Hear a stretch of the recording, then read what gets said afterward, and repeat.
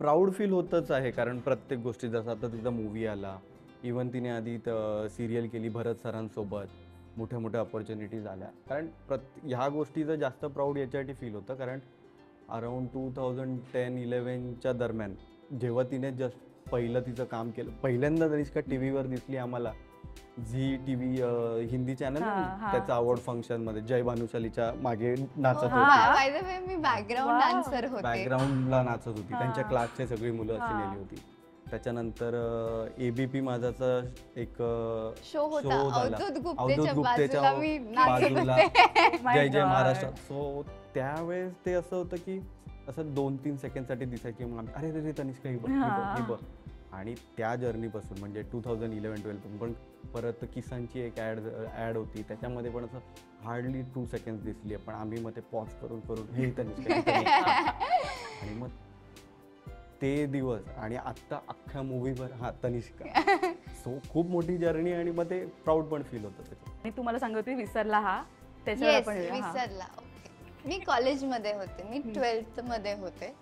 आणि ना मला थोडंसं लेट झाला, आपली ट्रेन चुकायच्या याच्यात होत्या, तर मी दादा घरी होता त्या दिवशी. तर मी दादाला सांगितलं, ऐक ना मला स्टेशनला सोडतोस का? तो बोलला हो हो. बसला, मग बसवला. मी स्कूटी होती, होती बाईक होती. आम्ही गेलो. दादाला तर तनिष्का पेट्रोल भरूया, नाही तर जाता तर बंद पडेल. ओके ठीक आहे. मला उतरवलं त्याने, तो असं लाईन मध्ये लागला आणि त्याने पेट्रोल भरलं आणि तो माझ्या अशा समोरून गेला आणि माझं दादा दादा.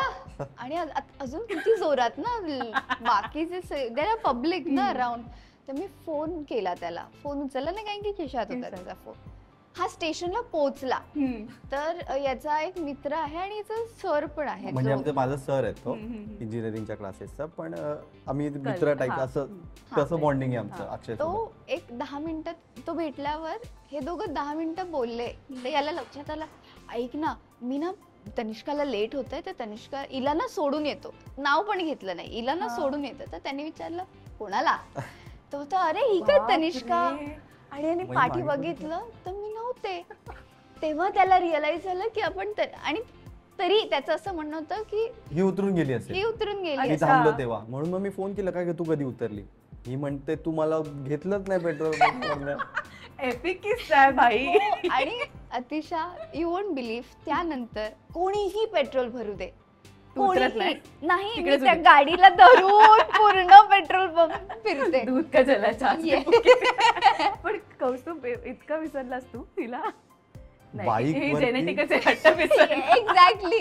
एक्झॅक्टली. बाईकवर मला कळलंच नाही. बाईक ही पण एवढं म्हणजे त्यावेळेस अजून ती बारीक होती वगैरे, त्याच्यामुळे त्या वेटमुळे मला वाटलं, कारण मी हिच्या जवळ गेलेलो आणि थांबलो सुद्धा होतं असं दोन, मला वाटलं ही बसली असणार. काही थांबला नव्हता. हा माझी सगळी कामं दादा करतो. माझं बँक काही त्या बाबतीत तर काही नाही. सीएचं आता ITR फायलिंग होतं. सीएने मला माझं झालं, घरातल्यानं झालं, हिचं करायचं होतं. सीएने हिला फोन केला, मग मला पण फोन केला, हिचा मला फोन. अरे भाई तो मला प्रश्न विचारतोय. म्हटलं मग तुझा ITR फाईल करायला तुला विचारणार ना. ही त्याला म्हणते मेरे को कुछ मत पूछो, दादा को फोन करो. मग कसं काय करायचं, काय सेटलमेंट करायचंय, कसं काय फायलिंग, कसं काय. मग ते माझ्याशीच बोलण्यात आलं.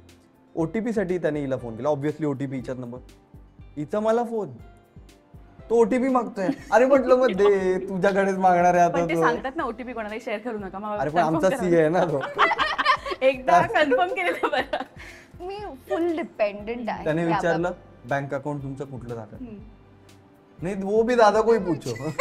दादावर निर्भर. येस, माझं बँक अकाउंट म्हणजे एनिथिंग माझं की दादा हे संभाळलेगा या नोटवर. मजा मस्ती करायला आणि काम करायला, बस एवढंच येतं. आणि शॉपिंग करायला. म्हणजे तनिष्काला मॉलमध्ये घेऊन जाणं म्हणजे आपलं कमी आणि तिथं जास्त शॉपिंग होतं.